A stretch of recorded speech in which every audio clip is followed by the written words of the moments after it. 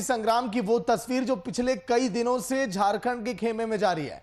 झारखंड में एक बार फिर कांग्रेस विधायक इरफान अंसारी और बीजेपी सांसद निशिकांत दुबे के बीच छिड़ी जंग ने एक अलग मोड़ अब ले लिया। दरअसल कांग्रेस विधायक इरफान अंसारी ने ट्वीट करके मधुपुर जाने पर सांसद निशिकांत दुबे की गिरफ्तारी की मांग की थी। वहीं सांसद निशिकांत दुबे ने फेसबुक पर पोस्ट डालकर खुद को गिरफ्तार करने की चुनौती तक दे दी।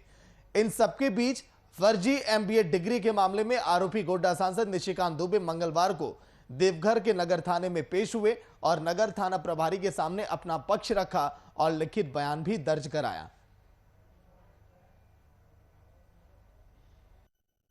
देखिए, निशिकांत दुबे जो है वो भगोड़ा है और वो अचानक आ गए। आज नॉमिनेशन में वो अचानक आ गए और भीड़ में शामिल हो गए और सरकार को उन्होंने जो चुनौती दिया है, मैं कहना चाहता हूँ इस पर कई गंभीर आरोप हैं। 16 केसेस हैं। अगर वो बेल लिए हैं तो पेपर दिखाइए हम लोग। बेल नहीं लिए उसके बाद आकर अगर वो पुलिस को चैलेंज कर रहे हैं, सरकार को वो चैलेंज कर रहे हैं, तो निश्चित तौर पर उस पर कार्रवाई होगी। और जहाँ तक मेरी जानकारी है वो मधुपुर छोड़ के भाग चुका है। ये भगोड़ा है, ये बाहरी आदमी है। किसी कीमत पर इसको आप देखिए, 1 साल से गायब था, अचानक कैसे आ गया, प्रकट कैसे हो गया। ये जो पुलिस ऑफिसर क्या कर रहा था हमारा पुलिस, निश्चित तौर पर मैं कहना चाहता हूं कि अविलंब इस पर कार्रवाई हो और इसको सलाखों के पीछे भेजने का काम। तो सांसद ने दर्ज कराया लिखित बयान। राज्य की तस्वीर आप देखिए, इरफान अंसारी का ट्वीट आप देखिए, निशिकांत दुबे का ट्वीट आप देखिए। अभिनव कुमार फोन लाइन पर पूरी जानकारी के साथ। अभिनव, जिस तरह से ट्वीट के वॉर लगातार जारी है, कभी निशिकांत दुबे तो कभी इरफान अंसारी, ये मामला अभी तक कहां तक पहुंचा और कितनी खलबली मची है इस पूरे मामले को लेकर? जाहिर सी बात है, अब जिस तरीके से बातें सामने आ रही है तो खलबली तो मचना ही है। अब ट्विटर वार भी झारखंड में शुरू हो गया है। बिहार में तो आप देखेंगे कि ट्विटर वार वहां पे भी चलते रहता है पक्षों के पक्ष में। अब झारखंड में भी इसकी जो है कह सकते हैं कि शुरुआत अब बेहतर तरीके से यहाँ पर देखने को मिल रही है और ट्विटर वार भी चल रहा है। इरफान अंसारी हैं, विधायक हैं कांग्रेस के जामताड़ा से। अब आपको ये पता होगा सागर की हमेशा वो सुर्खियों में बने रहते हैं। कुछ न कुछ ऐसी बातें कह जाते हैं जहां पर वो मीडिया की सुरक्षा बटोरते हैं। और अब निशिकांत दुबे को लेकर उन्होंने कहा कि वो भगोड़ा हैं, उनकी गिरफ्तारी की मांग की है। दरअसल नामांकन का दौर था, जो गंगा नारायण सिंह है बीजेपी के उम्मीदवार हैं, उन्होंने नामांकन वहां पर भरा था। तो इरफान अंसारी ने कहा था कि अचानक से जो है निशिकांत दुबे गायब थे, अचानक से वहां पर कैसे पहुंच गए। कोरोना की जो गाइडलाइंस है उसकी धज्जियां उड़ा रहे थे और शायद यही वजह है कि अब उनकी गिरफ्तारी की मांग कर रहे हैं। निशिकांत दुबे की बात करें तो बीजेपी के गोड्डा से सांसद है, वो भी कुछ न कुछ अपनी बातों को लेकर बयान में रहते हैं और शायद उनके ऊपर कई केसेस है, ऐसा इरफान अंसारी का कहना है, और उनकी गिरफ्तारी की भी मांग कर रहे हैं इरफान अंसारी। तो ये सब बातें सामने देखने को मिल रही है। और चूंकि अब मधुपुर उपचुनाव है तो सियासी गर्मी है वो झारखंड में बढ़ी हुई है, आरोप प्रत्यारोप का भी दौर चल रहा है और शायद इरफान अंसारी फिर से एक बयान दिया है। और आप देखेंगे कई बार ऐसे बयान देते रहते हैं। मुझे लगता है कि वो शायद सुर्खिया में बने रहने के लिए ऐसा करते हैं, हाईलाइटेड होने के लिए ऐसा करते रहते हैं। लेकिन कुछ बातें ऐसी भी हैं जहां पर वो पॉजिटिव भी दिखाई देते हैं, लेकिन कुछ ऐसी बातें बोल जाते हैं जो कि विवादित हो जाता है। और अब निशिकांत दुबे को लेकर कहा कि वो भगोड़ा है, उनकी गिरफ्तारी जो आपने जिक्र किया अभिनव कि सुर्खियों में बने रहने के लिए ऐसा करते हैं, अगर इनको सुर्खियों में बने नहीं रहता और अगर ये जनता के बारे में सोचते तो शायद ये सुप्रीम कोर्ट जाने की बात ही ना करते, क्योंकि केंद्र भी इसी कोशिश में है कि कैसे कोरोना पर रोक लगाई जाए। रामनवमी के जुलूस को देखते हुए जो सरकार ने रोक लगाई है वो सुप्रीम कोर्ट तक उन्होंने जाने की बात कह दी।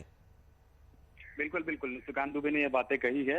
और आप देखेंगे कि रामनवमी या अन्य जो पर्व सरूल है, कई ऐसे पर्व हैं जिसको लेकर अब गाइडलाइन सरकार ने जारी कर दिया है कि जुलूस वुलूस नहीं निकलेगा। उसके ऊपर अब भी कह सकते हैं कि राजनीतिक सरगर्मी बढ़ गई है। निशिकांत दुबे ने कहा है कि हम इसको लेकर सुप्रीम कोर्ट भी जाएंगे। इससे पहले भी सुप्रीम कोर्ट जाते रहे, उनकी जीत हुई है, ऐसा उनका निशिकांत दुबे का कहना है। अब जो जुलूस पर रोक लगाई गई है उसके लिए वो सुप्रीम कोर्ट जाने की बातें कर रहे हैं। ये बातें सामने आ रही है, सब अपने अपने तरीके से इसको देख रहे हैं। और बीजेपी के जो कई नेता है, चाहे हम दीपक प्रकाश की बात कर ले, कई और नेताओं की बात कर ले, उनका भी बयान सामने आया है। रामनवमी जो जुलूस निकलता है उस पर रोक लगाई है, उस पर जो है बीजेपी के कई नेता कह रहे हैं कि सरकार तुष्टीकरण की राजनीति कर रही है। अब निशिकांत दुबे ने भी इसको लेकर सुप्रीम कोर्ट जाने की बात कही है।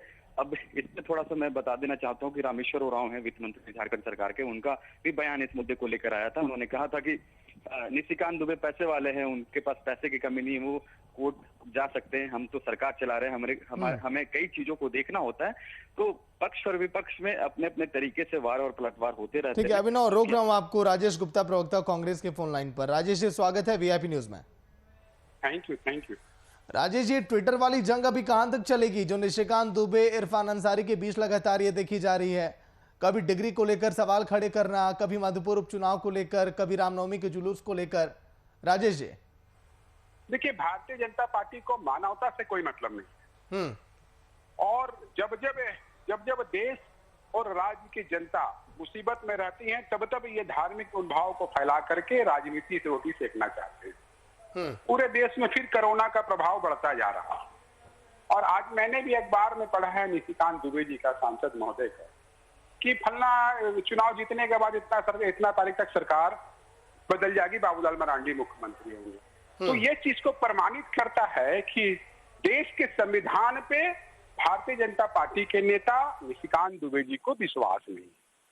जनप्रतिनिधि जब चुन कर आते हैं अकॉर्डिंग टू एक्ट, जो हमारा कॉन्स्टिट्यूशन बोलता है, उसके बावजूद इस प्रकार की भाषा का प्रयोग करना कहीं ना कहीं नहीं। राजेश जी, आप लोगों को अगर जनता की बहुत अधिक फिक्र है तो अंबा प्रसाद जी को आपने मना क्यों नहीं कर दिया कि होली के दिन सरकार ने गाइडलाइन जारी की, आप मत जाइए, मटकी मत फोड़िए, लोगों के बीच आप भीड़ आप मत जुटाइए? सर, आपको एक जगह पे दिखाई जरूर पड़ गया होगा, मगर भारतीय जनता पार्टी के नेताओं ने हजारों जगह पर ऐसा बाजा लगा करके और होली सर, नियम अगर मैं बनाऊंगा, अगर मैं तोड़ूंगा तो सर हम आगे तो लोग तोड़ेंगे ना सर। पहले सर आपको पालन करना चाहिए, फिर तो सर आप सवाल खड़े कर सकते हैं ना राजेश जी। निश्चित तौर पे जिस बात को मैं अभी बता रहा हूँ कि निशिकांत दुबे जी का स्टेटमेंट ही आया था, तो ये बताइए कि भारतीय संविधान पे विश्वास जो नहीं रखता उनके लिए ना ऐसा भाषा या सोच का परिचय दिया जाता है। आप बात को दूसरी ओर ले जा रहे हैं। नहीं, आप भी बात को दूसरी ओर ले गए तो सवाल आप पर पड़ा ये उल्टा, क्योंकि आपने जनहित की बात की थी निशिकांत दुबे से जोड़ के।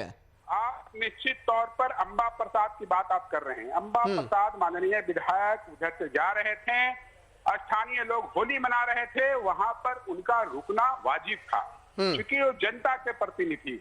मैं ये बोल रहा हूं कि भारतीय जनता पार्टी के लोगों ने भी हजारों जगह पे इस प्रकार की व्यवस्था कर रखा था, जो कहीं पर चैनलों पे नहीं आया या ना ही प्रिंट मीडिया पे। तो सर राजेश जी, तो कार्रवाई करवाइए सभी पर, अंबा प्रसाद पर भी कार्रवाई करवाइए, उन बीजेपी वालों पर भी कार्रवाई करवाइए जिन लोगों ने नियमों को तोड़ा है। सर नहीं, निश्चित तौर पे नहीं। आप दूसरी बात कर रहे हैं। आप एक तरफ होली की 144 की धारा को उल्लंघन की बात कर रहे हैं, एक तरफ मैं बोल रहा हूं कि निशिकांत दुबे ने बोला कि मधुपुर चुनाव के बाद चुनाव जीतेंगे और सरकार बदल जाएगी। तो क्या भारतीय संविधान या जो जनप्रतिनिधि चुनकर आते हैं जनमानस के खिलाफ ये बात है या नहीं? ये झारखंड की जनता पूछना चाहती है हमारे निशिकांत दुबे जी से। तो मुझे ये लगता है कि बार बार भाजपा अपने धन बल और जो सरकारी सिस्टम का दुरुपयोग करके जिस प्रकार इस पूरे देश में एक माहौल बनाया है भय का, इससे देश का भला नहीं हो सकता है। भारत बहुत ही खूबसूरत संविधान से सजा हुआ देश है, विभिन्न भाषा भाषी के लोग। राजेश जी, अब मौजूदा परिस्थितियों को देखकर यही लगता है कि मधुपुर उपचुनाव साख का सवाल अब बन गया है दोनों पार्टियों के लिए। कौन जीतेगा कौन हारेगा वक्त बताएगा सर, फिर भी हम आपसे बातचीत आगे करेंगे। शुक्रिया बातचीत के लिए राजेश जी वीआईपी न्यूज में। अभिनव, आपका भी शुक्रिया जिन्होंने पूरी जानकारी दी, खबर से जुड़ी। सोशल मीडिया पर भी सियासी संग्राम लगातार जारी, एक तरफ मधुपुर उपचुनाव और एक तरफ ट्विटर पर लगातार ये जंग।